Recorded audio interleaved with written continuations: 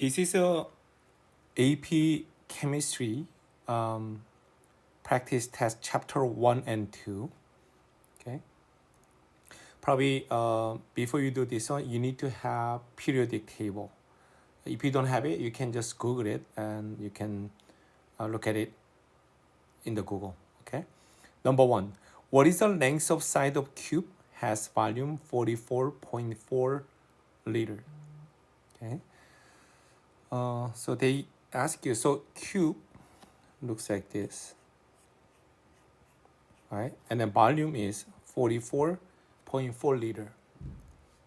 One thing you need to know is 1 liter is same as 1000 milliliter unit conversion, and 1 milliliter equivalent to 1 cubic centimeter. That one just like you need to know for unit conversion. So I need to know then first of all, the volume I need to change into cubic centimeter. So using dimensional analysis, let's do that. So 44.4 liter, you change into this on milliliter first. 1 liter equivalent to 1000 milliliter, and then we can change into 1 milliliter to 1 cubic centimeter. Okay, so then you can cancel liter, cancel milliliter, cancel. You end up with the cubic centimeter. So if you multiply it out, that's 4.44 times 10 to the third, 10 to the fourth power, and cubic centimeter. Now, what that meant is, so this is volume. Let's say one side is x. They ask you what is the length of one side. So volume is x cubed. So one side is cube root of volume. So you can say cube root of that volume here. So 4.44 times 10 to the fourth power. So you put in the calculator, then you get approximately 35.4 cm centimeter. Okay, so answer D. So using dimensional analysis, the liter you convert into cubic centimeter, and then using that volume of cube formula, volume is x cubed. So one side length is x is a cube root of volume, and then cube root of this value. Okay, you put in the calculator and then you get this. Now, let's move on to number 2. So this is also unit conversion. 1 milligram, how many microgram? So you can use also dimensional analysis. We use a lot, that one. So 1 milligram. And then 1 gram is 1000 milligram. 1 gram equivalent to 1000 milligram. Okay, that one you need to know. Now also 1 gram is 10 to the 6 microgram. So you can say 1 gram, 10 to the 6 microgram. Okay, so you need to know micro means 10 to the 6. So when you multiply it out, then you get 1000 microgram. Answer E. Okay, milli means 10 to the third.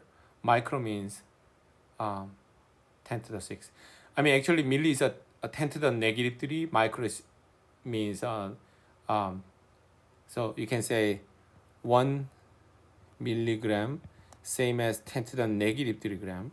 So in other words, 1 gram is 1000 milligram. Okay, one way or the other. And a micro means actually 10 to the negative 6. And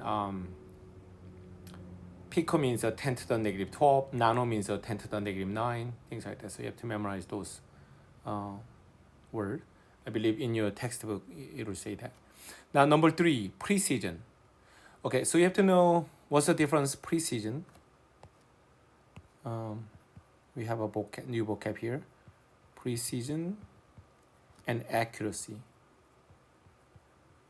In English, we use the same same meaning, but in chemistry there's a little difference. So let's say there's a target, and then let's say you throwing dart, and dart, let's say you you you put it here, everything that together, but not on the bullseye. So then this is a pretty precise but not accurate. So you can say this one precise but not accurate. Okay, so let's say you throw dart, and then on the bullseye everything is here. So then this one is precise and accurate. Okay, so precise means those are data, they are very close to each other. Okay, but accurate means how close to the actual value, true value. Okay, so precision refers to, if you look at E, how close a measured number is to other measured numbers. That's how you're going to define precision. Okay. Now number 4, what is the correct answer reported the proper number of sig figures to the following?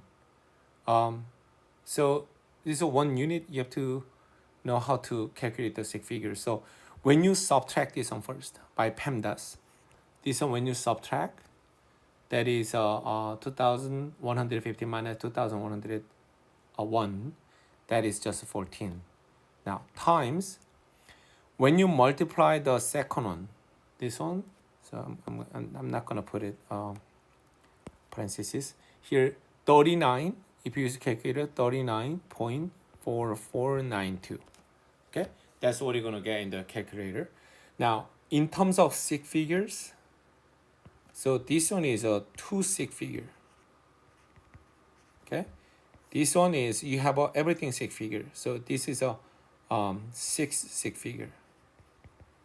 But when you multiply or divide, you have to follow smaller sig figures. So your answer is supposed to be only 2 sig figure. So when you actually calculate it, I got 552.289.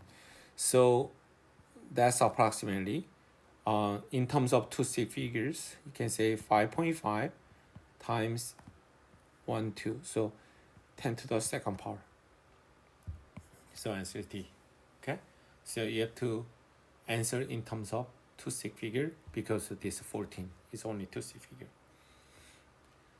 Number 5, which of the following has the same number sig figures as this? Okay, so if you have, let's say if you have like example 0.0031, then you don't count these zeros in front of that 3. Okay, so this one is a 2 sig figure. Okay, but if you have a 1.0031, you count those zeros between 1 and 31, you count all of it as a sig figure. So you have this one 5 sig figures. Okay, it'll be different. What about then 1.0030? Even if you have a 0 here at the end, still count all of them. So this is also 5 sig figure. Okay, this one you should know about how to count sig figures in decimal. So when you go back to here, problems here, so which of the following the same number of sig figures as number this one? So when you count it, 1, 2, 3, 4, 5, 6. You have a 6 sig figures. Okay, 6 sig figures. So which number has a 6 sig figures? This one is a 4. This one is just 1. This one is a 6. So that's the answer. This one 3, and this one you have only 1. Okay, those are, so 100. Then you count only this one as a sig figure. Okay, so that's how you're gonna do. Now number 6. Round the following number to 4 sig figures. Express the result in standard exponential notation. Okay, so this one 4 sig figures. So 4 sig figures and 1, 2, 3, 4, and then you look at here. If that one is not greater than equal to 5, then you just drop it. Then answer is in terms of, you can say, then 202.296 times 10 to the square, right? This one looks like it, but in terms of 4 sig figure, we put it this way. Okay, 2 times 296 times 10 to the square. So that's the reason why A cannot be answered, because exponential notation here. Okay, so this one doesn't have any exponential notation. So this one, same sig figure, that's a 4 sig figure, but this one is a sig figure, 4 sig figure and scientific notation. Okay, so that is exponential function. This is also scientific notation. Okay, that's exponential notation. That's the answer has to be B. Now, let's move on to number 7. So you have 3.337 gram per cubic centimeter. How many kilogram per cubic meters? So you can, let's do dimensional analysis. So 3.337 gram per cubic centimeter, that times, now you can say 1 cubic meter. You should know 1 meter is 10 to the square centimeter. Okay, 100 centimeter is 1 meter. So 1 cubic meter, so you cube this one, right? So then 10 to the 6 cubic centimeter. So I'm going to say here 10 to the 6 cubic centimeter. And also times, you have to make it kilogram. So 1 kilogram, kilo means 1,000, so 1,000 gram. So you cancel out, gram cancel out, and also cubic centimeter cancel out. So you end up with a kilogram per cubic meter. So simply you multiply this times this and divide by 1,000. Then you will get answer. So if you plug in the calculator, that is exactly E, 3,337. Okay, that's how you're gonna convert unit. Now number 8, a certain liquid has a density. What is the density? Density is mass over volume. Okay, mass over volume. That's a density. Something you need to know. But they gave you this. So question is, what volume in liter would be this gram? So you start from, I'm going to use also dimensional analysis. 1,340 gram, okay, of this liquid. So using that density, is at that 2.67 gram in 1 cubic centimeter, right? So then so far you have this one cancels cubic centimeter, but answer is not into cubic centimeter. You have to answer into liter. So you can say 1 liter same as 1,000 cubic centimeter. Okay, so then cubic centimeter cancel. So then you can get answer. So if you use a calculator, 1,340 divided by 2.67 and also divide by 1,000, you will get approximately 0.5018 in the calculator. And then using 3 sig figures is here, not 4 sig figures. So you have to say, I mean, that's a 3 sig figure too. 36 figures, so then that's 0.502. Okay, using 36 figures into answer. So B will be final answer. So we use already a lot of times for dimensional analysis. Number 9, combination of sand, salt, water is an example of what? Okay, so you have to understand what is the difference between compound, homogeneous mixture, and heterogeneous mixture. Compound is like example CO2 is compound. Okay, it's not mixture. So it's a chemically combined. So physically, there's no way you can separate it. Only chemically you can separate it. That's what we call compound. And what is a mixture? Mixture is physically you can separate it. So let's say you have homogeneous means throughout the entire solution, they are like uniformly distributed. So example, let's say homogeneous solution is, what would be a good example? Let's say saline water, okay? Saline water. So that means you put salt in the water, and then when you stir it, and then that salt is distributed like evenly. So that's homogeneous. And also like sugar water, you put the sugar in the water and then you stir it. That's all homogeneous. Or you can say air is homogeneous, or all the alloy, right? All the alloy. Or you can say rain is also homogeneous, or vodka. Okay, those are all homogeneous solution. What is a heterogeneous mixture? Heterogeneous means the composition is not uniform throughout the solution. So example, let's say you put cereal in the milk. Cereal in milk.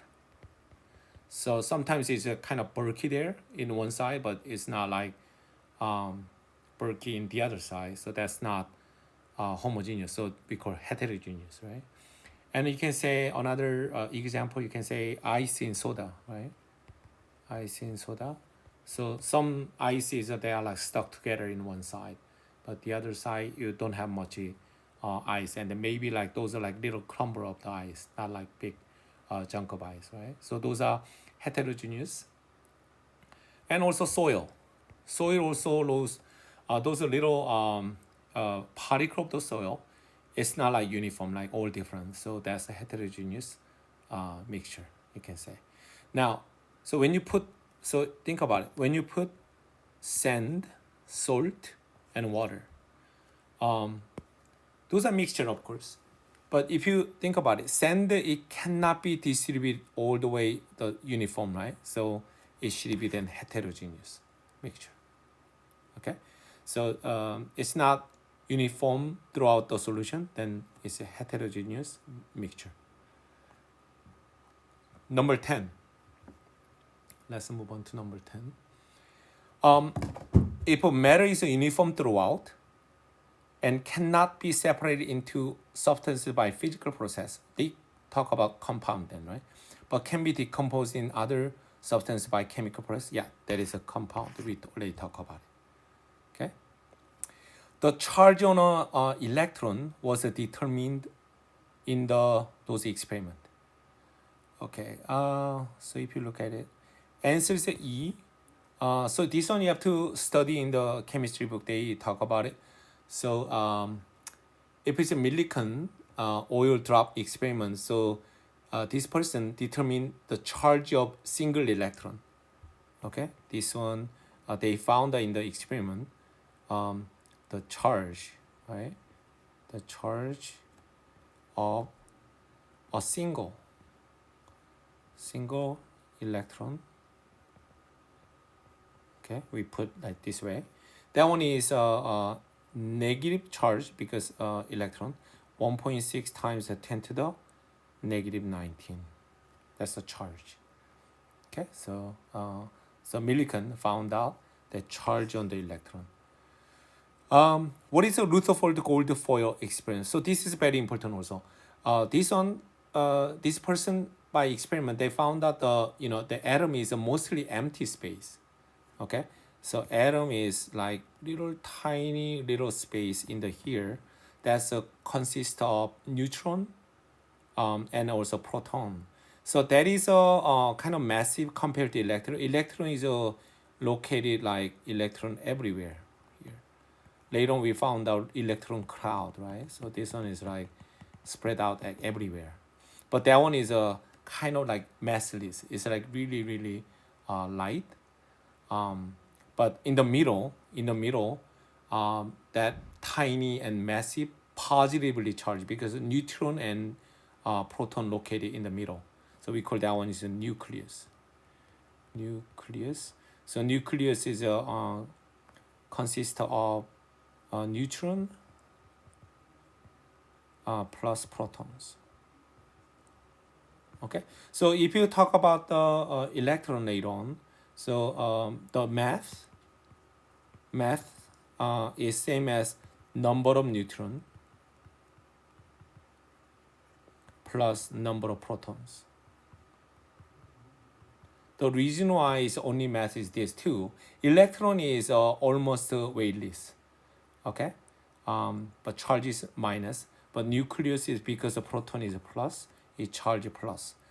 So Rutherford found the atom is mostly empty space, but comparably a tiny massive positively charged in the middle, which called nucleus. That's what he found. Dalton, that's from biology.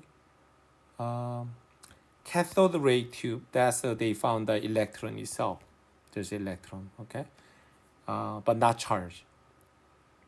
Okay, I think that's what it is. So, those are cathode ray by J. Thomson is the all atoms contain tiny negatively charged particle. So they found the electrons. Okay. So answer the charge itself, the Millikan oil drop experiment. Number 12. So cathode rays. Okay. So we just briefly already talked about it. What is a cathode rays? Cathode rays is actually the beam of electrons. So answer is electrons traveling from the negatively charged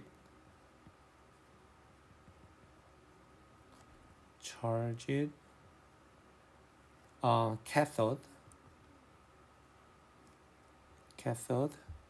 to the positively charged anode in the vacuum tube. Okay, vacuum tube. Okay, so beam of electron is cathode rays. That's all electrons. It's good to know. Now in the symbol, this one, what is this X means right here? So this is a mass number. And as I already talked about earlier here, so actually math number is number of electron plus number of protons. Okay, so here, and then this one we call on the bottom is atomic number, right? Atomic number. So here's what you need to know. Atomic number same as number of protons, and also number of electrons if it's not charged, right? Number of electrons if it's not ionized, which is charged. Like sometimes it lose electron, then it will be plus charge, and then it gains the electron, then it will be negatively charged. So, but normally if it's like neutral element, that means a number of proton, number of electron, they are all same. So atomic number is equal to number of protons and also number of electron. Okay, that's good to know. So what is the X means? That means atomic number. Okay. The mass number of an atom 118 xe. So what is the mass number? So this is up here, so that's the atom number. Atom number is the same as number of protons plus number of neutrons. Remember that? So isotope has a 36 electrons in atom. Which isotope? So as I said, atomic number is a number of electrons. So 36 electrons, atomic number 36. So answer has to be A. Okay, so that is atomic number, same as number of protons and also number of electron. But what is an isotope here? What is an isotope? Isotope means that's a same element, and it has a same atomic number. That means the same number of protons, right? Same number of protons, but they have different number of neutrons. Okay, different number of neutrons, and also different mass number. Since the number of neutrons is different, of course, the mass number will be different. Okay, different number of neutrons and different mass number. So that's what we call isotope. So good example isotope is number 16. Which pair of atoms constitute pair of isotopes of same element? So same element, so that's why it's X here. And you see that then atomic number same. Okay, you said that we already talked about same atomic number. That means the same atomic protons, but different number of neutrons. So that's why it's mass number will be different. So you see that mass number 14, mass number 12. So A stands for isotope. So from here you can tell what is the number of neutron then, right? Neutron. Number of neutron is that 6 plus what is a 14, right? So you can say that one is you have 8 neutrons. In here, in this different isotope, also number of neutrons. Then 12 minus 6, you have a 6. So their number of neutrons are different. That's why their mass weight also different.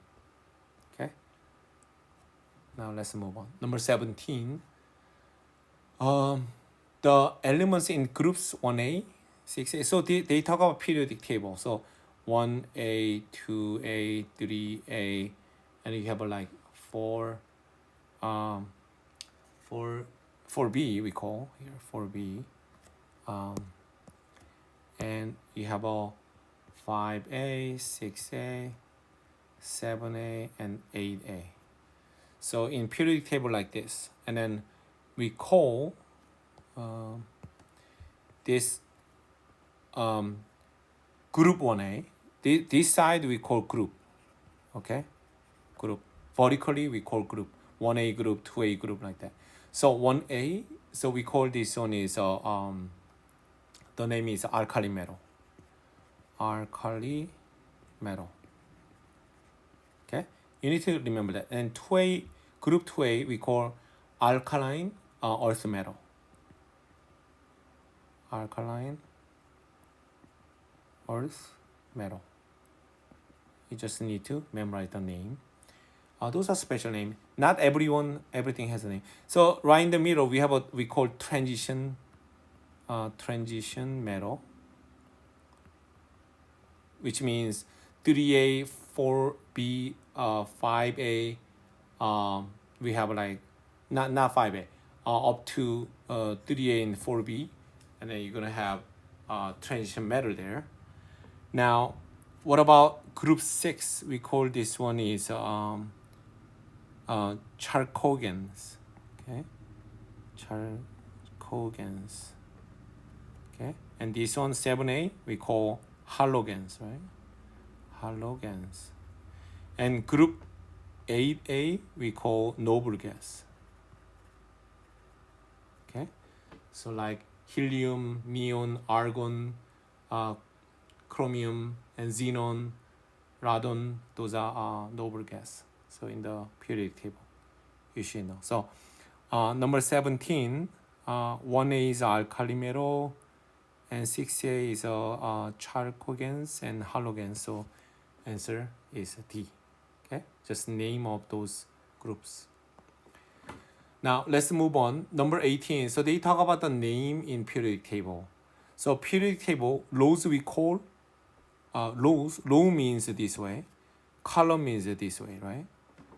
Row means this way, horizontal way. Column means vertical way. So column is we call groups. Row is a period. So answer A. It's just name in periodic table. Row horizontal way is we call period, and vertical way we call groups.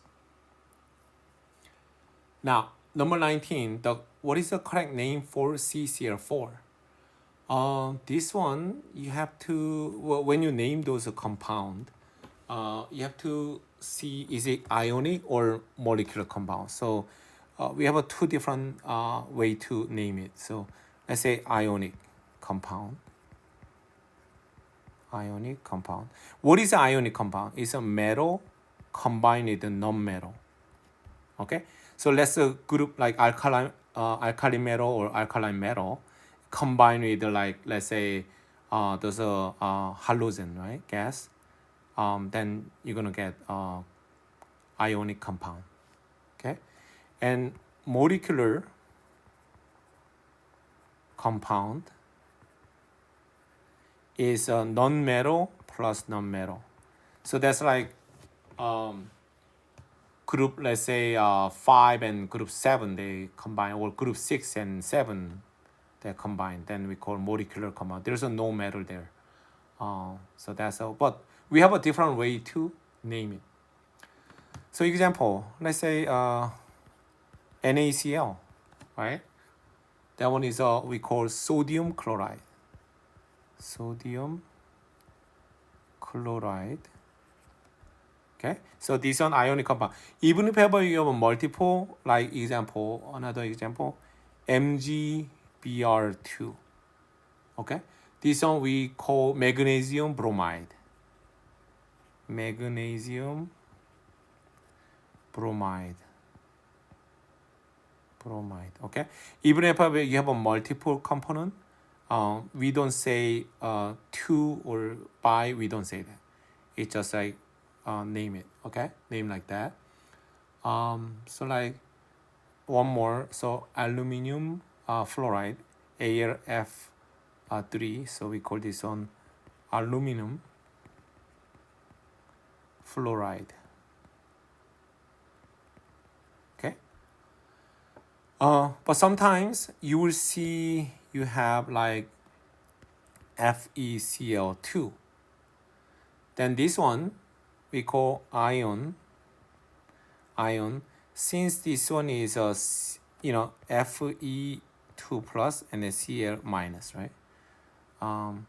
Is a Cl is a group 7, so they tend to gain 1 electron, so that's why it's group 7. I mean, by the octet rule. Octet rule means to be stable, they want to have 8 electrons on the outer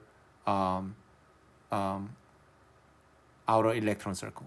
Okay, so Cl minus and Fe2 plus. So this one, the name is ion 2. Okay, ion 2, and you can say chloride.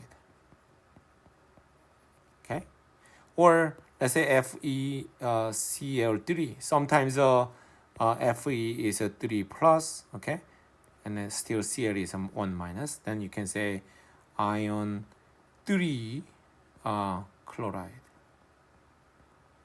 Okay, so you can name those ionic compound like that. Those are case you have. Now non-molecular. So if you have a multiple this one, you say like bi, or like tri, or if you have a 4 like tetra, like things like that. You're gonna add. But okay, let's number 19. Let's do that. C is a carbon and chloride. Carbon is a group 6, and if you have a periodic table, you can check. Carbon is carbon is group 4, and chloride is group 7. So those are all non-metal, both non-metal here. Then you can say you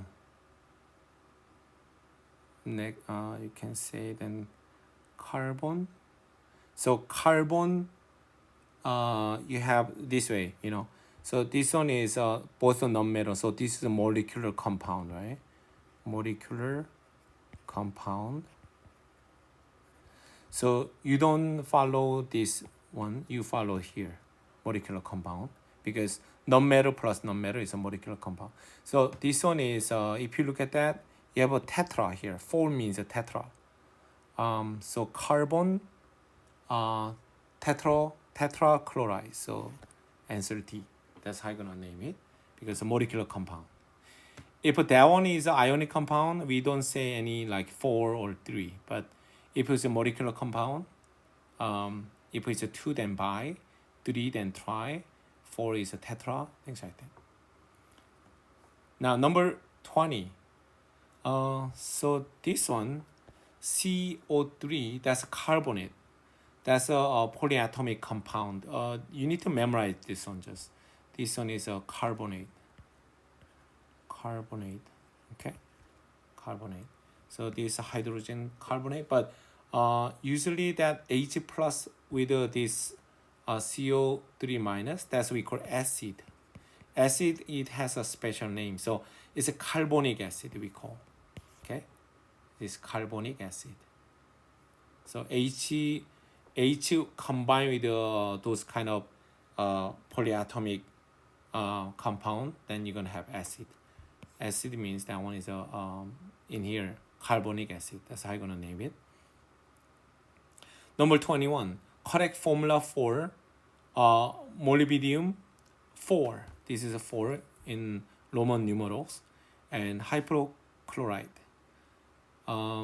Hypochlorite is a ClO. ClO is a hypochlorite, but it has a 4. So ClO is a 1 minus. And then it's a molybdenum, so MO, that's actually 4 plus, because that's 4. So then you're gonna need 4 of them to balance the charge. 4 plus, when you charge it, it should be 0. So 1 minus, right? So how many of this one you need? 4 of them, right? To be 0. So you can say MO and ClO, you have 4 of them. So then that's a positive 4 charge, and minus 1 times 4. So you add up to 0 charge. Okay, so answer will be C for that. Okay, last one. Chromium and chlorine from ionic compound, whose formula is a CrCl3. Then the name of this compound is what? So this one is ionic compound, right? Chromium is a metal, and this is a non-metal. So this is an ionic compound. Okay. So ionic compound, then you say chromium, and then you're gonna have this on 3 of them. So chromium 3, and you can say chloride, right? You don't say tri or something, you just put 3 there. So, but tri, bi, tetra, those are molecular compound. But ionic compound, if you have your 3 there, then you put the 3, okay? That means the chromium charge is 3, plus 3. And you're gonna have a 3, so Cr3 plus 3 Cl minus. That's why you have charge 3. So answer is C here. Okay, so that's how you're gonna. So basically, you need to practice a lot more for this one, how to name it. But that's pretty much it for this lesson, and then we'll continue for the next unit.